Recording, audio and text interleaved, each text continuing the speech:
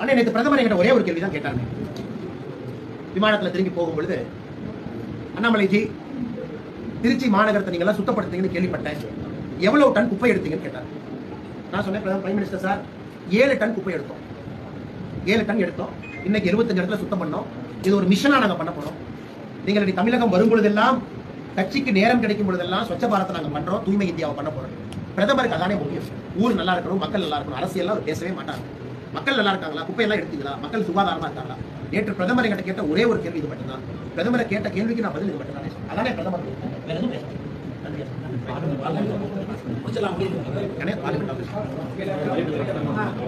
முக்கியமான நம்முடைய பத்திரிகை நண்பர்கள் நன்றி சொல்லி, நம்முடைய சேலம் பாராளுமன்ற தொகுதியினுடைய அலுவலகத்தை திறந்து வச்சிருக்கோம்.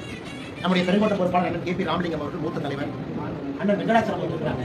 அனைத்து அண்ணா திராவிட முன்னேற்ற கழகத்தினுடைய முன்னாள் எம்எல்ஏ அண்ணன் நின்று இருக்காங்க. இடம் பற்றாக்குறை